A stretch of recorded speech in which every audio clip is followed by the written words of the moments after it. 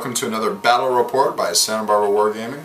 This is going to be kind of an experiment today as we try out the new novice journeyman warcasters that have been released for the Warmachine factions. I'm playing 50 points of Retribution of Scyrah today. My name is Michael. I have Elara here running with Raven, because why not? I have this crazy theory that Elara can run Discordia pretty effectively, which frees up a little focus for Raven to do some other stuff, as well as run Hyperion. We have a lot of Raven's usual tricks, Stormfall Archers, some Mage Hunter Strike Force that are advanced deploy that I have to get on the table, which will be roughly where the camera is right now. Lone Arcanist, Ion and Holt. I'll be using the Unpainted Calissa model today to represent Elara.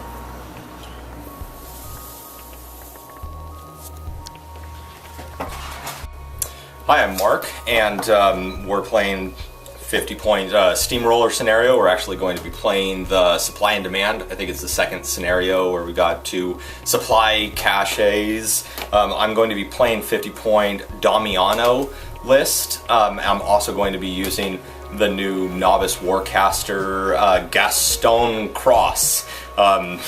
So here we go. I got a max unit of Horgenhold Forge Guard, and I've got Gaston over here, who I am using my converted Epic Rudger Shaw model to proxy for him. He's actually going to be running 2 Jacks in his battle group just for fits and shiggles.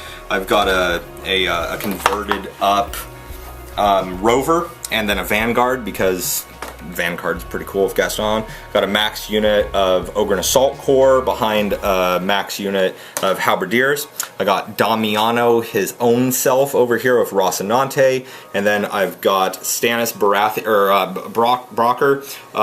to provide Tactician, a little bit of punch and power himself, and then 2 min units of Steelhead Cavalry, Steelhead Heavy Cavalry. So we'll get back to you at the end of turn 1. Top of turn 1 for Retribution. Guess what? I ran everything.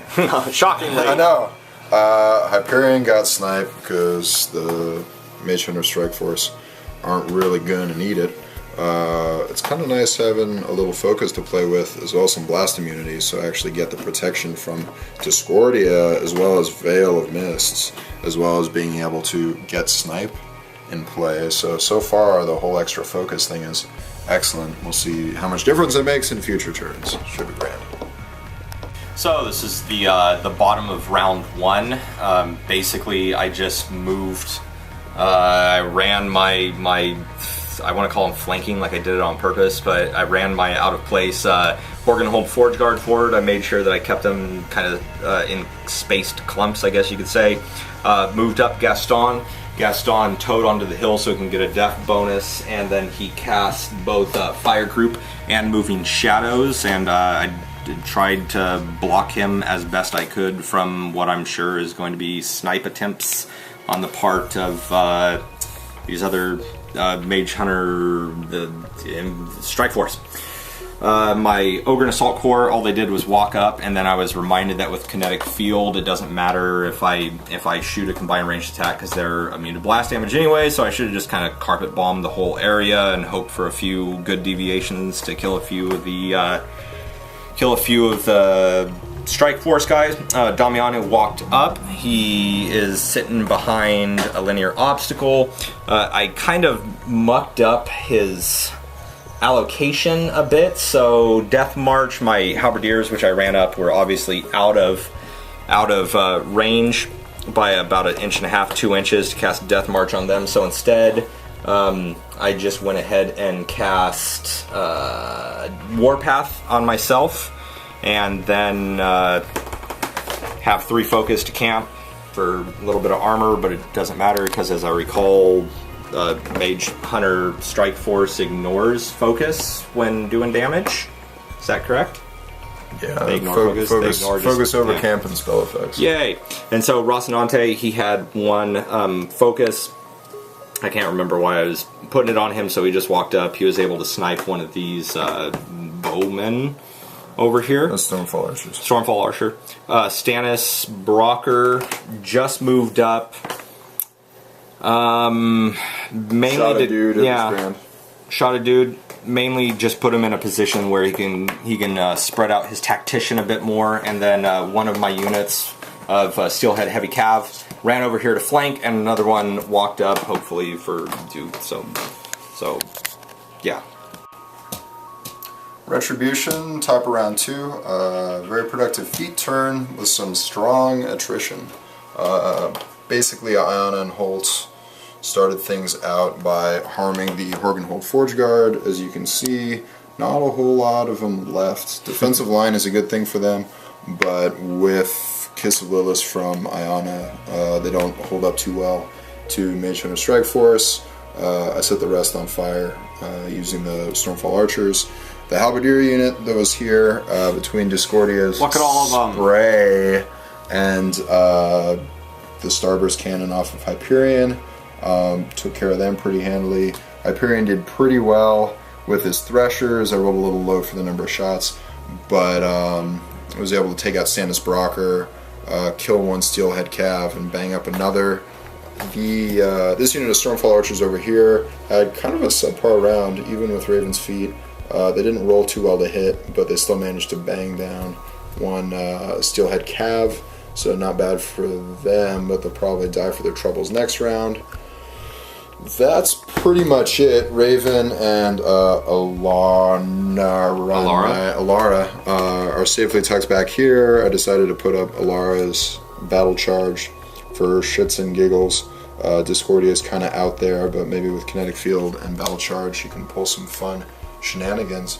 Overall, feeling pretty comfortable.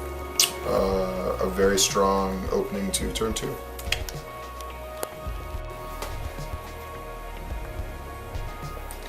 So this is the bottom of round 2. Moderately eventful, though horribly disappointing round for me, I guess would be the best way I could characterize it. Moderately disappointing. It's hard to like really disappoint me when it comes to my failure in Warmachine and Hordes at this point. So, you know, just getting the models on the table is fun. But enough about me. So yeah, down over here, my one Horgenhold Forge Guard that remained charged in. I believe he whiffed with his hit there. Then I think that I did just a few points of damage to Discordia's shield with a combined ranged attack off of my Ogre and Assault Core. I also did a few points of damage, I believe, off the shield again with both of Gaston's Rover and his Vanguard. The Vanguard's way up there, not doing what he's supposed to be doing because my brain is filled with the meltiness. Rocinante had Deadeye cast on him, although I didn't really need it. It was able to do a few points more damage to Discordia. I think Discordia is pretty much healthy, although her shield is... Shield is out, systems are still functional, but she's a little banged up. Yeah, she's just a little banged up, but I mean it was 2 heavies and a light to just try to get a little bit of bang up there. I popped my feet, so I've got 3 arm for the next turn, and I can't be moved, although he doesn't really have a lot of moving stuff. Over here, fared pretty mixed bag. I positioned my steelhead, my one steelhead cab over here so that it couldn't really get around this obstruction. This other steelhead cab was able to charge, and through numerous impact hits and assault and all that, was able to kill one of the Stormfall Archers. These 2 heavy cav were able to come over here and basically strip the shields off of Hyperion, but aside from that, yeah, didn't really do anything. So my feet's up. We'll take you over to round 3 and see what Michael can do. Retribution, top of round 3. Not a bad turn. Not quite as decisive as I would have liked, but not terrible. I brought Raven out from behind her happy bunker to do a little melee virtuoso gunfighter action to clear the 2 Steelhead Cavalry that were blocking Hyperion. Hyperion was then able to charge Rocinante. Did some decent damage, but Rocinante's counterattack actually took out Hyperion's left arm, which was annoying, obviously, since it resulted in missing out on an initial, and then I missed with another initial, so wasn't quite able to scrap him. I decided to use Discordia to try and wreck Gastone with, he was hiding in the back, but sprays are good because they ignore that. Unfortunately, at dice -3, I was not able to put 5 boxes of damage on him, so he snuck away. Four. No, he's got 5. Yeah. I put 4 on him. Yeah. So that was annoying. I tried to plink away with the Mage Hunter Strike Force, but despite needing 6s while aiming, I couldn't roll above a 7, so I couldn't get that last damage box. Damiano's feat was obviously very good there. Other than that, it's basically banging away at arm 20 plus jacks with shooting this round. A little bit of scattered damage, but unfortunately everything I try to put on either Rocinante to finish him off or Gastone to take him out of the game, my dice just couldn't quite find the mark that they wanted. I'm not super concerned. I mean, I'll get a little torn up by blast damage because everybody's pretty well clustered, but I think there's a lot of systems out, and I think my Warcasters, plural, are reasonably safe, so it shouldn't be too bad. We'll see though. Alright, so this is the bottom of round 3. I basically just started off with charging in with my 2 focus allocated rover into Hyperion. He was able to do a little bit of damage with his battle axe, followed by his, I think his shield cannon. Did it hit or did it miss? It hit and did a few points of damage, and then his shield did absolutely nothing following up. But you know, it's still pretty tough. It's a heavy check. My Rocinante, he took a swing at Hyperion and he did nothing, right? He has no focus because his Cortex is out. Cortex is blown, so he wasn't able to boost anything, so he basically did nothing there. My Ogre and Assault Corps, they each lobbed AoE that deviated into his Mage Hunter Strike Force, and I was able to pick off just a few of them through some lucky deviations. I activated Gastone. Gastone cast, what's it called again? Moving Shadows. He walked over here. I was able to do some damage, or I was able to hit with Gypsy Kiss, I guess, on Hyperion. I think I might have done a few points of damage. I can't really remember at this point. The Vanguard, then, he was not able to boost. I was hoping that he would be able to, he attempted a shot against one of the Strike Force. I was hoping that he would be able to kill one of them so that he could make his full advance back to guard my very exposed Gastone there. And then Damiano activated. He cast Surefoot on himself to give him an extra little bit of def. So he's pretty high on the def scale right now. He's only arm 17. Let's see if that +4 def against melee can keep him from being assassinated. I don't know. But oh yeah, and then my fail charge over here. I charged with my remaining Steelhead Heavy Cav into Elara. Did not do anything. I think I missed with every one of the attacks. Def 15 is nice against, you know. Def 15 is nice against just, you know, a lonely little cab without money shot on assault. So, yeah, that's it for round 3, and we'll see what round 4 brings. I think you may see a black end game right here. Top of 4, pretty lively turn. Finished off all the heavies that are on the table with a combination of melee and some shooting. Iona harmed the Ogre and Assault Corps, and I a little junky again, but was still able to kill a few. They're a lot less impressive against Mage Hunter Strike Force when their arm goes down to 13, or when I get +2 damage rolls. Overall, things are okay. I did manage to kill Gastone. I snuck a shot through with Raven. Oh, where's Gastone? Her boosted shot. No one kills Gastone like you. Oh, wait. It was sitting on top of 1 damage box from his fun times with Discordia earlier, so Raven took care of that. He doesn't have a battle group, so it's not really a huge deal. Yeah. But, I mean, he was surprisingly resilient survivable. With dodge, yeah. And he could be snipey with Gypsy's Kiss, too. Yeah, it makes me wish the red one could survive things. But yeah, why doesn't it have sprint? I don't know. Why doesn't it have combo strike? Combo strike would be interesting. Why doesn't it have stealth? I have no idea. It's okay because we can give it stealth with occultation. No, we can't. Oh. Yeah, that's about where we stand. I don't know. I'm still trying to figure out. So far, I mean, we'll touch upon this when the game is over, but so far I'm enjoying having Discordia with focus. It's a cool concept. Yeah. And it's nice being able to run 2 heavies, you know, swinging in melee and shooting things with boosted shots, etc., and still actually be able to cast support spells and hot swap snipe and things of that nature. So far it's cool. It actually feels like Warmachine, where you have jacks that are fighting with a battle group that consists of more than one heavy. Actually, you know what we could probably do? I could probably just hand this over to you right now because I'm going to make an assassination run, and if I don't get it, then I'm going to give up. So here you go. Okay, that sounds like. All right, this is the bottom of turn 4. Basically, what I'm going to try to do is I'm going to upkeep Deadeye, but the other spells I'm going to drop Surefoot because it doesn't matter. So I've got 5 Fuck Used on Damiano. Or first, what I'm going to do, I'm going to Vengeance. Oh yeah, I forgot Vengeance. It doesn't really matter. These guys, do they get to make a full advance with Vengeance or 3 inches? 3 inch advance. 3 inches. Okay, so at the end of the turn or whatever, they would have done this. Absolutely nothing. So that, well, so now they get boosted dice and they can make a combined ranged attack against Raven, which is what I'm going to attempt to do. Raven's def is what? 15.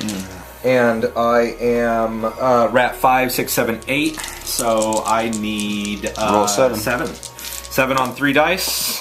Good to go. Yep. I got it. And her arm is what? 20 right now. And I'm 12, 13, 14, 15. So I'm sorry, 19 right now. Dice minus 4. Dice minus 4. So 2 points of damage. Sexy. So we'll just think 2 points, right? And then I'll activate Damiano. Damiano is going to just walk over here, just for funsies. And he's going to attempt to take a shot at you. He's going to boost. He is rat 6. And you're def 15 again, you said? All day long. So I need an 11. Or I need a 9. I need a 9. Sorry, I got the 9. Which he got. I got the 9, and then I'm going to boost for damage. See if I can roll incredibly hot. I don't think I can. Is that a hand cannon 12? It is a hand cannon 12. So dice minus 7. Yeah, that's not going to happen. Dice minus 7. And, oh, that wasn't that bad. That's a good roll. I got a 13, so 6 points. Total of 8 brings you down about half of your life. Exactly, and I'm going to call it at that. So, yeah, you saw how that went down. Boy. So, There's not... Get the dramatic shot. So there's Damiano, and there's the Retribution of Scyrah army. Wait for it, wait for it.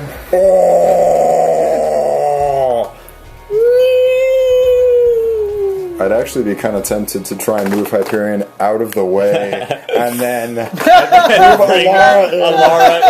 Elara in and be like, oh yeah, no, Elara assassinated Damiano, and I don't see why everybody says she's bad. She totally no, that's not a good. No. So that was the bottom. Awful. The bottom of round 4. Michael would have won on control points.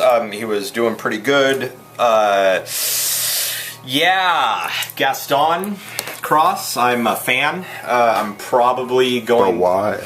I'm a fan because of dodge. Dodge was great. Moving shadows was great. Being able to get that mobility was really good, especially if you're playing with Damiano or anything that has any kind of death buff kind of stuff, although it wouldn't have mattered against the mage hunters anyways. I think that he can definitely run any jack with a weapon quite well.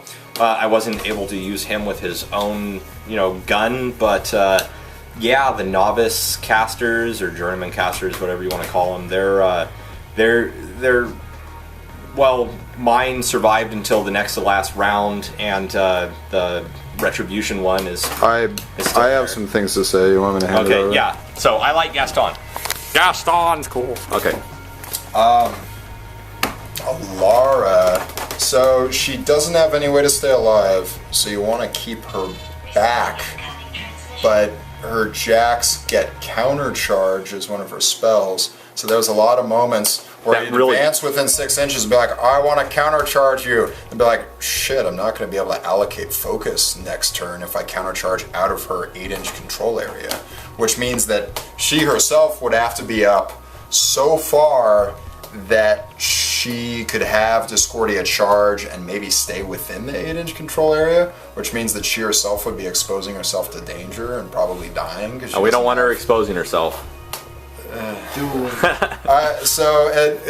mean, I actually thought, wow, maybe she's going to have some worth because there are all these great countercharge opportunities, and then realizing if I do, I'm basically throwing away a heavy. But, you know, maybe you could make the argument that Griffins with Reach would be better. They're a little more disposable. The Reach is great. Pathfinder is nice. It makes sense. But the downside, I mean, I like the fact that you can use her as a focus battery to run a heavy who you would never have the focus to run otherwise, in addition to your main caster who is already running the 1 or 2 jacks that red players usually take in their main battle group. The first thing that jumped to mind when I saw both Elara, I think I told you before the game, was double Griffin and double Vanguard on Gastone. Those are just, you know, I would definitely take another Vanguard on Gastone instead of the Rover. Yeah. I mean, like, double Griffin is great, but the other thing that rep players have to keep in mind is that you're not getting those jacks for free. If you pay 8 points for double Griffins, you're removing something else from your list that would have been useful, and it's not like anybody but E-Virus is thinking, I'm going to take 2 Griffins in addition to my Discordia, Banshee, Phoenix, Hyperion, double Arc Nodes for Ron, etc. Sure. And so it feels a little bit like a gimmick at this point, but the thing I like is that in a Raven list, with Discordia and Hyperion, you get a really gnarly feet turn. Yeah, that feet turn was brutal. With the spray, if you line it up properly, as well as all Hyperion shooting, really, really nice. And it's nice to be able to actually run a Colossal and a Heavy and feel like you have enough focus to get both done. That's a really nice feeling.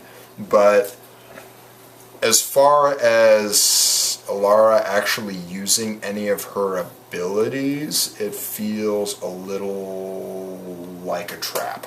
I mean, it's nice if somebody gets something scary into your backfield and you don't want it there, and your Warcaster is thinking this is a pain in the ass, and you don't want to interrupt all of your activations to have to deal with it, like a Steelhead Cav that was here. It's nice to have a model that can boost attacks. They can just walk up and hit it. I know a lot of people are talking about using her as a super solo. Not as good as Iacos. As who? The Scourge of Meridius, the Crix one. Oh, who's like a solo hunter in his own right. Yeah, I mean, it's not as good as actually having a melee oriented. Yeah, it's functional, but you know, if you have a crush on a heavy jack you want to run and you can never seem to find room for it in your lists, I think it could be good. My next plan is to try Ossian running Banshee and Hypnos, who he likes, as well as Discordia, because Discordia on his feet turn is going to be disgusting, and Discordia with Shatterstorm and enough focus to actually be able to boost to hit things and run around and keep kinetic field up is going to be nice as well. Having Discordia is also nice if you feel like running, I don't know, Quicken Sentinels as well as Mage Hunter Strike Force for blast immunity. It makes you very hard to shoot.